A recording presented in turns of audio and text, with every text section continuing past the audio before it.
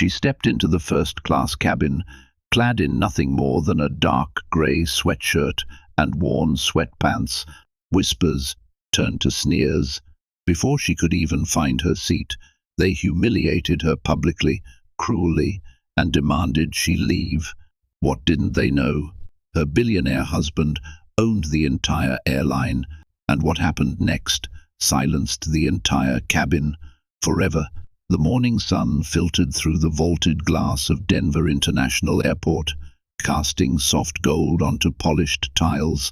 Travelers moved in practiced rhythms, some weary, others wired, each in their own world. Among them walked a woman in a dark grey sweatshirt and matching light grey sweatpants, her blonde hair tucked under a black cap. She didn't draw attention. She didn't try to. That was the beauty of Claire Dawson. She knew how to disappear in plain sight. At 34, Claire carried herself with the quiet certainty of someone who no longer felt the need to prove anything. Not her worth, not her wealth, not even her identity. Her only accessory was a slim silver bracelet, dulled by time, but rich with meaning. It had belonged to her grandmother. She paused at a small cafe near Gate 22.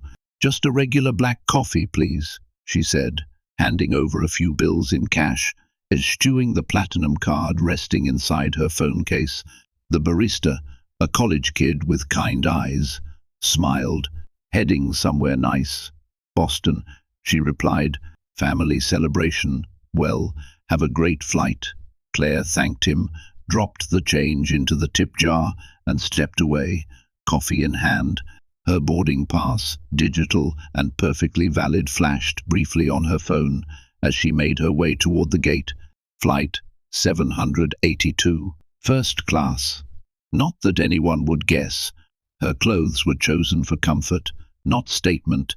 Her luggage, a well-loved canvas backpack, looked more collegiate than couture. Even the way she walked, measured, light-footed, suggested someone used to watching rather than being watched.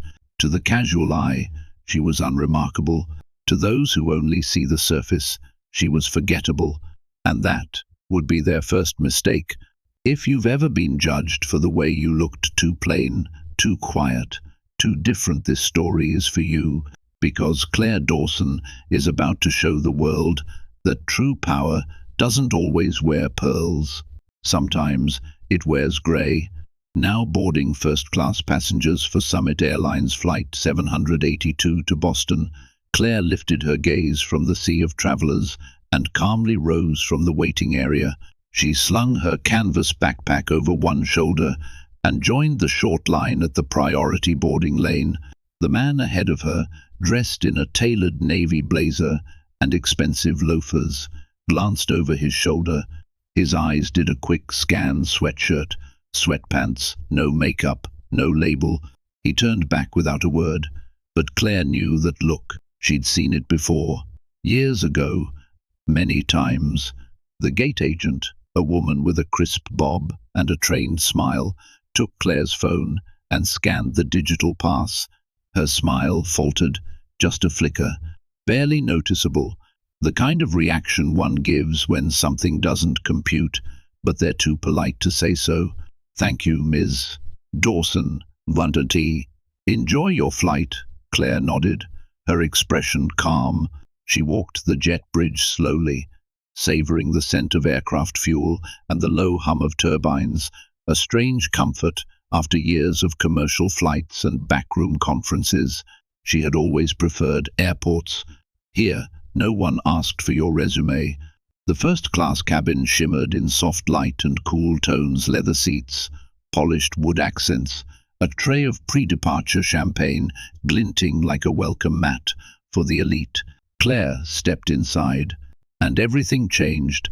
Tara Collins, the flight attendant stationed at the cabin entrance, blinked as if her eyes were playing tricks. She offered a frozen smile, more reflex than welcome. "First class is to your left," she said, her voice laced with polite doubt. "Yes, I know," Claire replied with quiet certainty, lifting her boarding pass slightly as she passed. She reached her seat, 2A by the window, and stowed her backpack overhead. She sat, pulled out a weathered paperback novel, and opened it to the crease in the spine. But peace wouldn't last. Mark Avery appeared beside her with the practiced stealth of someone who'd done this before. His smile was tight, professional, and cold. "Good morning, ma'am. May I see your boarding pass again?" Claire looked up, then calmly reopened the app on her phone. He examined it longer than necessary, far longer, as though a glitch might materialize if he stared hard enough. "Just a moment," he murmured, retreating. She watched him walk toward Tara, whisper something, and then both of them stole a glance in her direction. Across the aisle, a businessman pretended to read his newspaper, but shifted uncomfortably in his seat. Claire turned her eyes back to the page of her book, but the words swam. She knew what was coming. She had seen the choreography of subtle exclusion before, the polite language of doubt, the carefully coded glances. The curtain was lifting on Act 1, and she had a front row seat.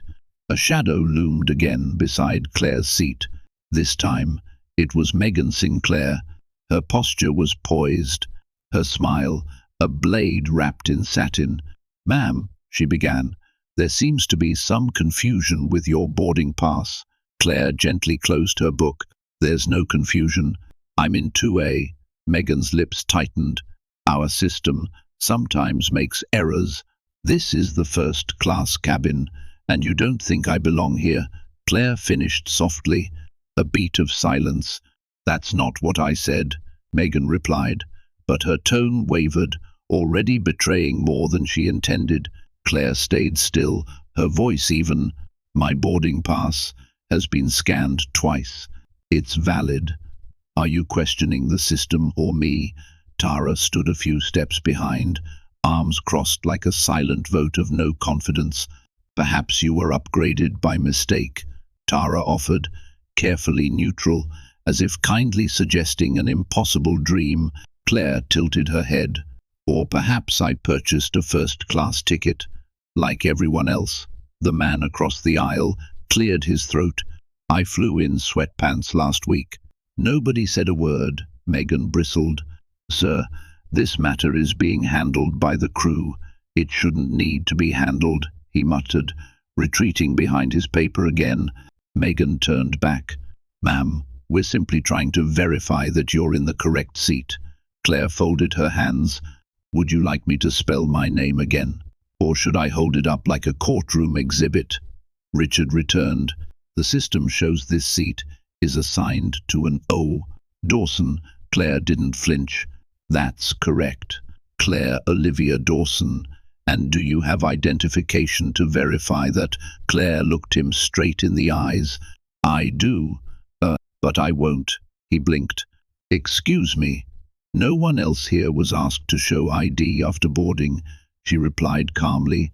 "Why me? MAAM, Megan said, her tone sharpening.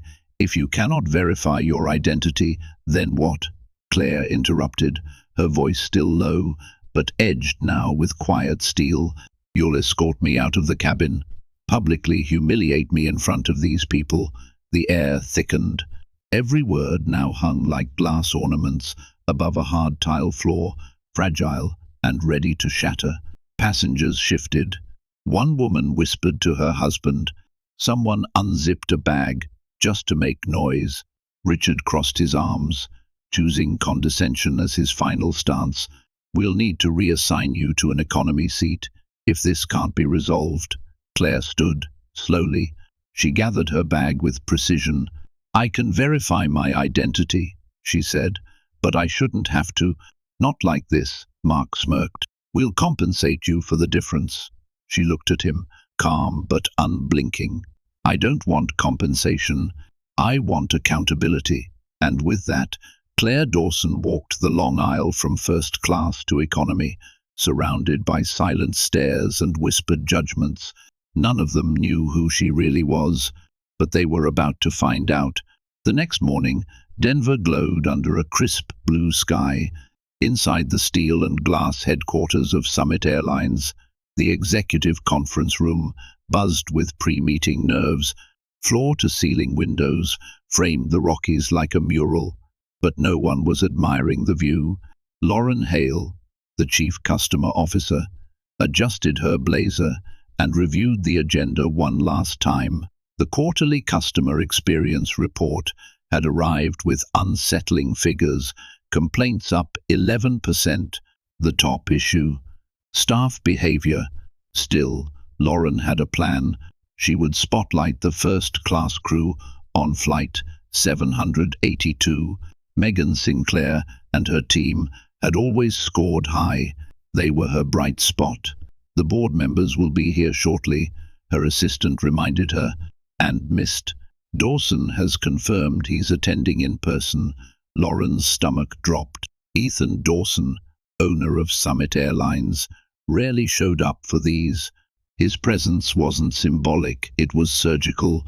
Known for building tech empires with relentless precision, Ethan wasn't one for small talk. If he were here, it was for a reason. Make sure Megan and her team are in the room, Lauren said, voice clipped. Across town, Ethan tightened his tie in the mirror of a penthouse suite that overlooked the city he helped modernize. Behind him, Claire sat on the edge of the bed, her posture composed, her sweatshirt and sweatpants unchanged from the day before. Say the word, Ethan murmured, and I'll have them fired before the meeting ends. But Claire shook her head. This isn't about revenge, she said. It's about culture, about the people who'll come after me, the ones who won't be married to a billionaire. Ethan exhaled. You're a better person than I. No, she replied, standing to adjust his collar. I'm just tired of being silent. In the conference room, Megan sat beside Tara and Mark, whispering theories. I bet we're getting tapped for the elite service program, Tara said. Or a regional leadership team, Mark added. Megan smiled modestly, smoothing her uniform. It's probably just a spotlight feature. Then the door opened. Ethan Dawson walked in tall, poised, every inch the empire builder. He greeted no one, just took his place at the head of the table. Thank you for joining us, Lauren began. We've seen challenges, but we've also had wins. Our first-class team on long-haul routes, for instance, maintains a 92% satisfaction rate, well above average. She gestured to Megan, Tara, and Mark. I've asked Megan Sinclair, our senior cabin manager, to share her team's premium service approach. Megan stood confidently, her voice polished. At Summit Airlines, we believe the premium experience begins the moment our passengers step on board. The door opened again, and Claire Dawson entered, in the same sweatshirt, same cap, same calm. Megan's words faltered.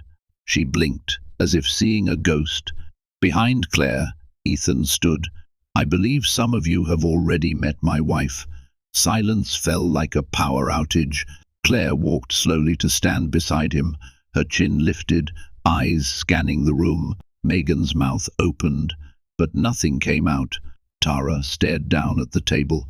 Mark looked like a man watching his career dissolve in real time. I'm here, Claire said, not because I want anyone punished, but because yesterday revealed a truth your systems won't show. And just like that, the narrative flipped. The woman in grey had returned, not as a passenger, as a reckoning. Claire stepped forward. The room, once filled with executives and buzzwords, now felt like a courtroom awaiting a verdict. What happened on that flight? She began. Her voice, steady but resonant, wasn't a misunderstanding. It was biased. Dressed in protocol, she looked directly at Megan, then Tara, then Mark. You didn't question my boarding pass because it was unclear. You questioned it because I didn't match the image you had in your mind of a first-class passenger. Megan tried to interject. Mrs. Dawson, No, Claire interrupted gently. You didn't know I was married to the owner, and that's the point. You shouldn't need to know who someone is to treat them with dignity. She turned to the table and opened a slim folder, placing it down for all to see. 27 incidents. In the last 3 months alone, a teenage boy in a hoodie, a disabled veteran in sneakers, an elderly woman with a worn handbag, all ticketed for premium, all questioned publicly based solely on appearance. The room shifted, chairs creaked, throats cleared. Lauren Hale's face went pale as she leafed through the folder. These weren't anomalies, Claire said. They were patterns, ones buried in vague customer notes labeled as misunderstandings. The system didn't flag them. Because the system is part of the problem, Ethan remained silent beside her, arms crossed, but his eyes blazed. One board member finally spoke. Perhaps this discussion would be more appropriate. No, Ethan said sharply. This is exactly where it belongs. He stepped beside Claire now, his voice cold and precise. You want a case study on customer experience? Here it is. And it begins with 3 employees who treated my wife as disposable the moment they couldn't place her social value. Tara visibly flinched. Mark looked like he might be sick. But firing them won't fix it, Ethan continued. This isn't about 3 uniforms.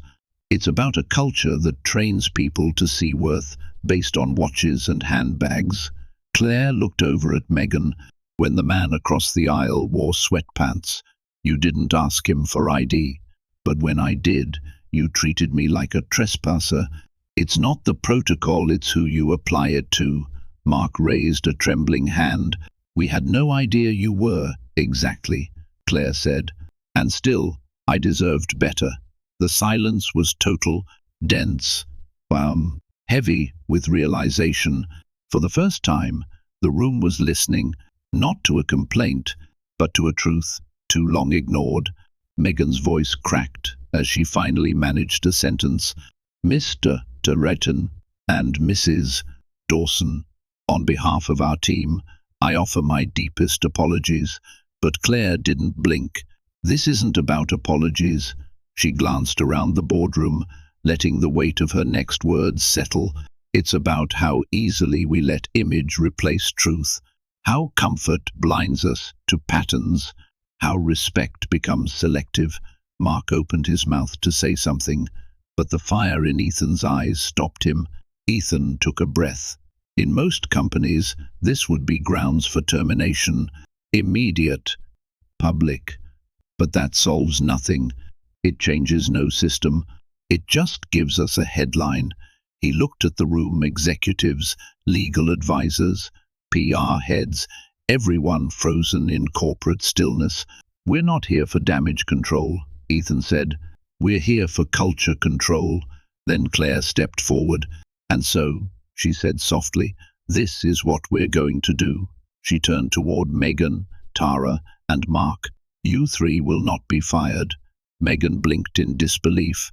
Mark looked shocked. Tara's eyes began to well up, but, Claire continued, you will be reassigned 1 month, Ethan added, with our customer advocacy team. You'll take real complaints, listen to real voices, handle real pain. Claire nodded. Then 1 month in economy class service. You'll learn what it feels like to serve without assumptions. And if, after that, Ethan concluded, you demonstrate growth, true growth, you can reapply for your first-class positions. Megan swallowed. And if we don't, then you'll find your way out the front door, Ethan replied, kindly, quietly. But finally, Lauren Hale stood now, still shaken but resolute. I will personally oversee these changes, and I believe we owe more than policy updates. We owe restoration. Every passenger in the folder Claire brought forward will be contacted, apologized to, compensated, not with miles but with respect. The board murmured their agreement. Even the legal advisor nodded solemnly. Then, from the end of the table, a voice rang out. Margot Lanning, chairwoman of the board, who had watched everything in silence. We owe Claire Dawson our thanks, she said firmly. She held a mirror to our face and had the grace not to shatter it. 3 months later, The boarding gate read, Summit Airlines Flight 923, Denver to San Francisco. Passengers filed through quietly, the usual mix of travelers' business, leisure, families in a hurry, executives in silence, and among them, once again, walked Claire Dawson, same grey sweatshirt, same light sweatpants, same black cap tucked low over her brow. She held no designer purse, carried the same canvas backpack, and wore the same silver bracelet. Nothing about her screamed first class. Nothing needed to. Seat 2A waited for her. She placed her backpack overhead, slid into the seat, and pulled out her well-worn paperback. The hum of the cabin comforted her. Then came a voice. "Good morning, Mrs. Dawson. May I offer you a beverage before takeoff?" Claire looked up. It was Mark. His tone was warm, steady, and most remarkably humble. She offered a small smile. "Just water for now, thank you." He placed the bottle gently on her armrest, hesitated, then leaned a little closer. "I don't know if you remember me." "I remember you, Mark," Claire said, gently. He nodded. There was no defensiveness in him now, no veneer of authority, only truth. "I just wanted to say, thank you. These past months changed me." She watched him, measured, open. I had no idea how many passengers felt judged by things I never even noticed, things I thought were harmless. A tone, a glance, a question asked only to some people, never others. Claire looked down the aisle and spotted Tara, patiently helping an elderly man lift a worn duffel bag into the overhead bin. Her hands were careful. Her smile wasn't performative. It was real. Mark continued, working in customer advocacy, hearing their stories. "I saw myself in every line of complaint, and it hurt, but it needed to." Claire nodded. "Growth always does." Just then, Megan stepped from the galley, preparing the pre-departure service. Their eyes met, and Megan gave Claire a respectful, small nod, not forced, not fearful, not performative. Earned. The shift was real. The cabin was quiet and calm now, but underneath, the culture had changed. By the time Flight 923 reached cruising altitude, Claire gazed out the window as the jagged peaks below softened into plains. The sky stretched endlessly, a canvas of possibility, but what stirred her most was not the view. It was the silence, the absence of whispering judgment, the presence of quiet dignity. 2 rows ahead, a young woman in ripped jeans and a vintage concert tee laughed with her companion. They clinked glasses of orange juice, their legs tucked beneath them in casual comfort. No one raised an eyebrow. No one sighed, eyed their attire.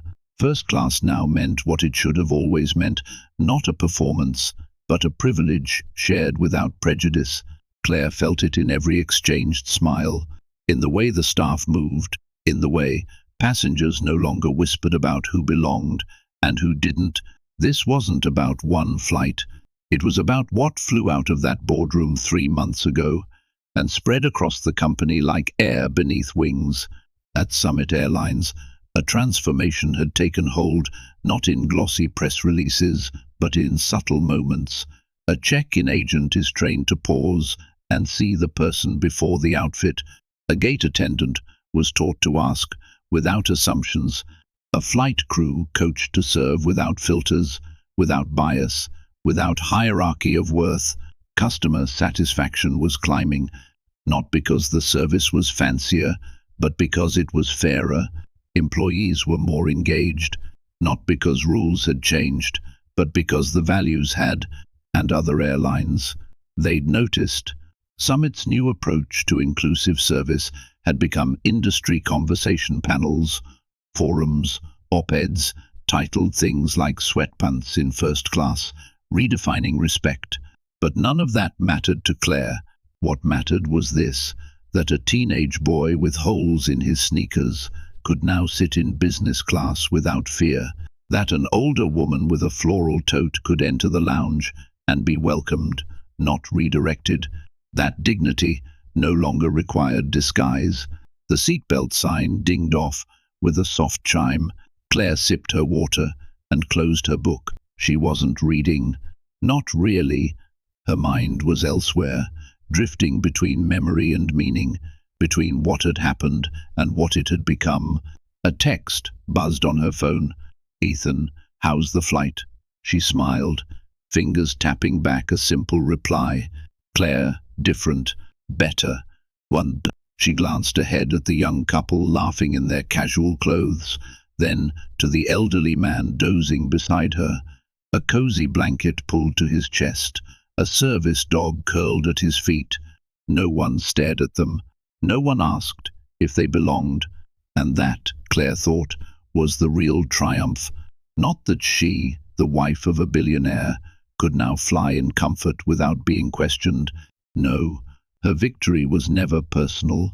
Her victory was invisible, the kind that settles into everyday things, a welcome without judgment, a gesture without conditions, a silence filled with respect. She hadn't sought retribution. She hadn't wanted heads to roll or names to trend. She had wanted the truth to rise, and it had. And as the cabin hummed with quiet contentment, Claire realized something deeply simple, something deeply right. Real change doesn't always thunder. Sometimes it walks down the aisle in a grey sweatshirt, sits quietly in seat 2A, and shows the world how dignity is achieved. The beverage cart rolled gently through the aisle. Claire looked up as Megan Sinclair approached. Her posture was composed, her manner warm, not forced, not performative, but genuine.